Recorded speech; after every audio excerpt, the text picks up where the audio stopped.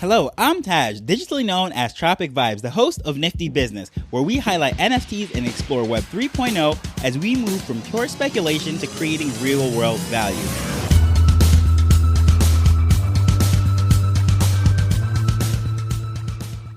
One of the hottest NFT collections has come from an unlikely place, the Web2 app Reddit. They do not use any of the Web3 or NFT buzzwords. They don't throw around any of the talking points that we typically use in this industry, yet millions of people are buying them. Today, we're going to discuss why Reddit has found great success in this NFT marketplace and why I believe it previews the future of Web3.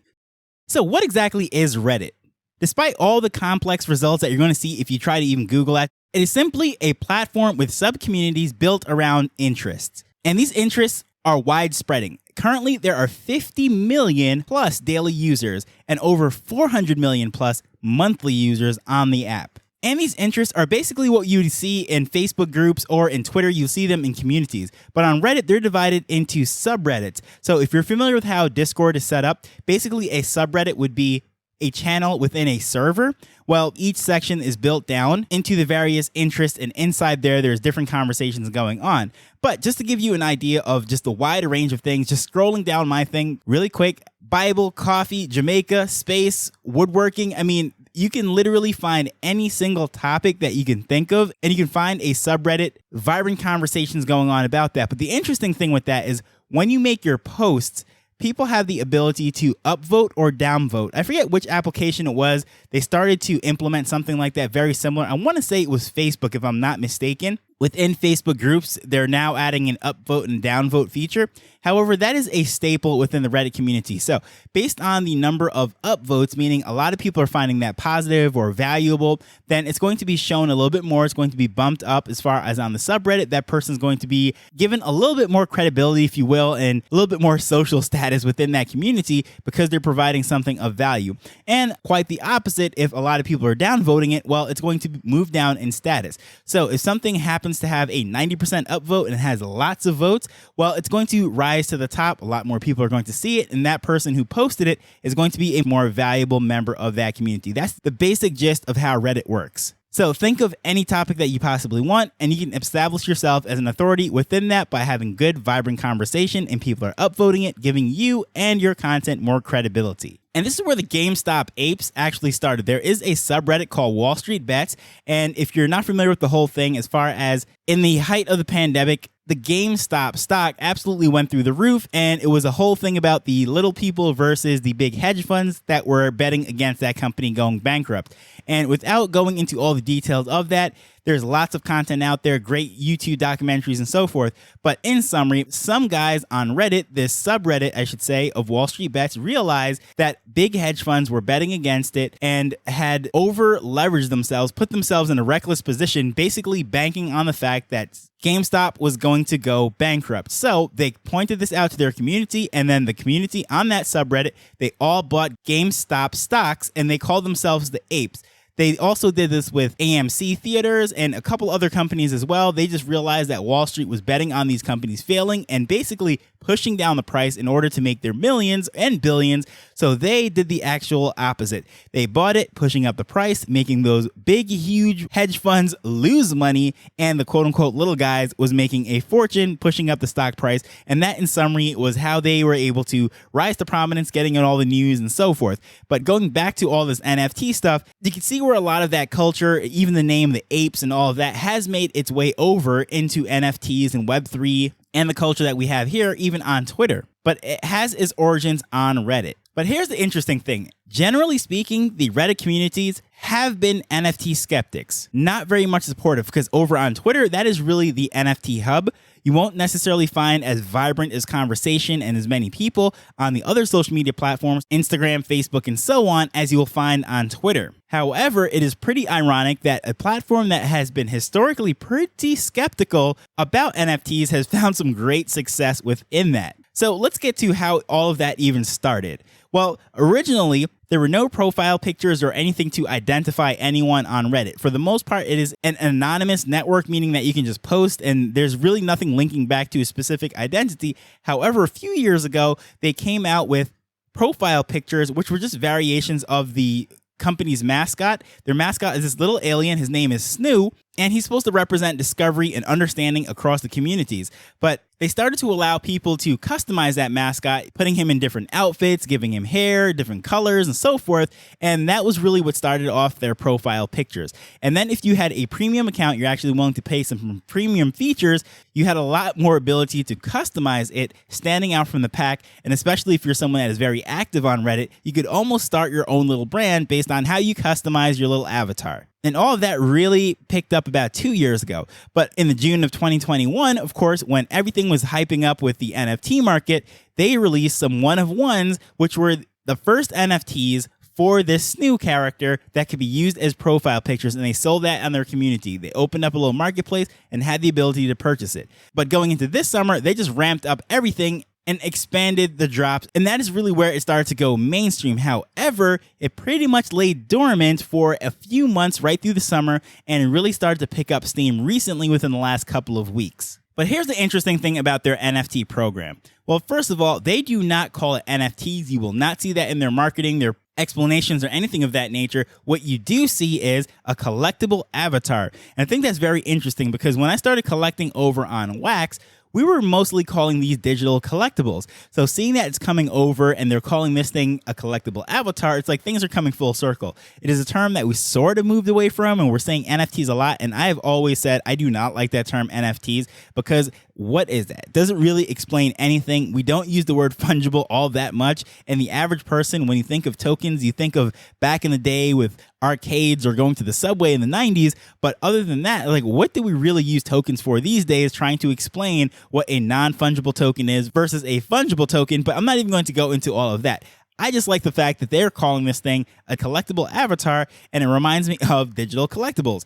It is a much more descriptive and clear way of stating exactly what these things are. They don't use any blockchain jargon as far as all the tech and all that stuff that's going on that we love to use, especially on Twitter or in those spaces when people are really trying to sound like they really know their stuff, that they're really technical, and they start to talk about all the different acronyms and so forth and all the different layers and all that. Well, they use none of that. And as far as a wallet, they call it a vault. And this vault is actually in the app. So you don't have to go install MetaMask or some other thing. They go through all of that. You set up everything in app, and it's all running on the Polygon network. So it doesn't even really advertise that, saying, yeah, this is all Polygon, and explaining that this is on the blockchain. I think one or two places they might use that word blockchain backed, but they don't say, yes, this is an NFT running on the blockchain. You just don't see that phrase or those types of wording anywhere in the literature. And I think that's very interesting.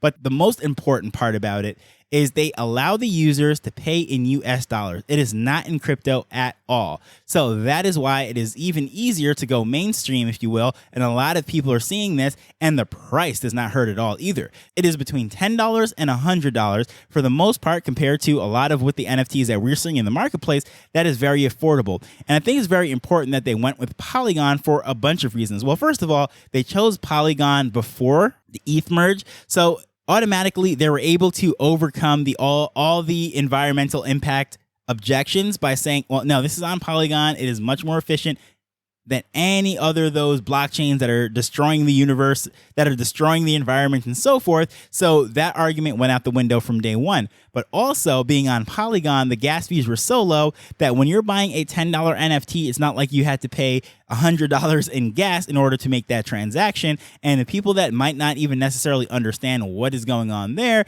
and gas fees and how blockchains work and all of that stuff, well, guess what? With this, they don't even have to learn that. They buy a $10 NFT, and with that, they're able to cover the gas fees and everything on the back end, and the user doesn't have to know that there is validating and all those technical terms that we know within the NFT community. All they know is that they submit for their purchase, and then it loads up and it is in their vault. But then what they did was much more interesting, is they partnered with the communities. So within these subreddits and what have you, there's some artists that were very well known and respected. They partnered with them to do the artwork, and it was a very generous split. The overwhelming majority of the sale actually goes to the artist. So that was very interesting itself. So it's bridging in community with art, and then of course giving all these people that are already engaged, they know each other, the joint interest in promoting it just makes it very interesting. It was a very smart move by them. And then also, they don't lock it into the app itself. They actually give you the ability to transfer it out to a MetaMask, a Ledger, or whatever you want to do,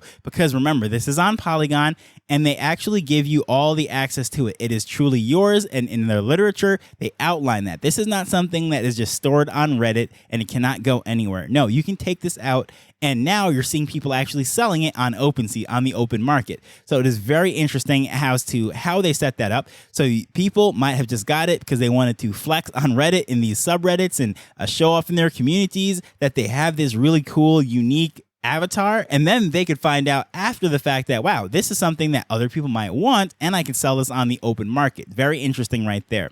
But why do I say this is a preview of the future? Well, first of all, the vast amount of numbers of people that we're talking about here. As I opened up and saying that they have over 50 million daily users and over 400 million monthly users, those are massive, massive numbers. And some people might say, well, yeah, well, how many of those people are actually purchasing these things?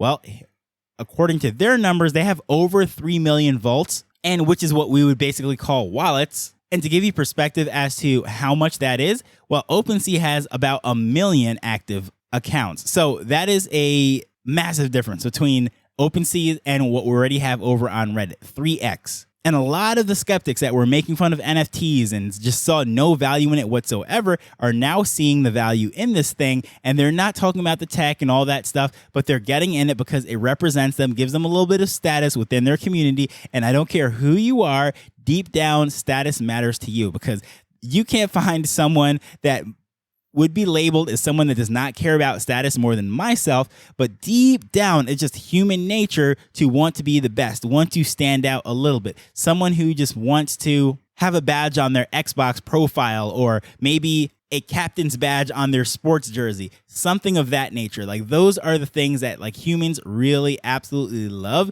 no matter how simple, how humble, how whatever it is that they are. And this allows them to do that for $10 to $100. And in many cases, they're even rewarded for their participation within the community. So it's like they're doing so many things that are fostering engagement.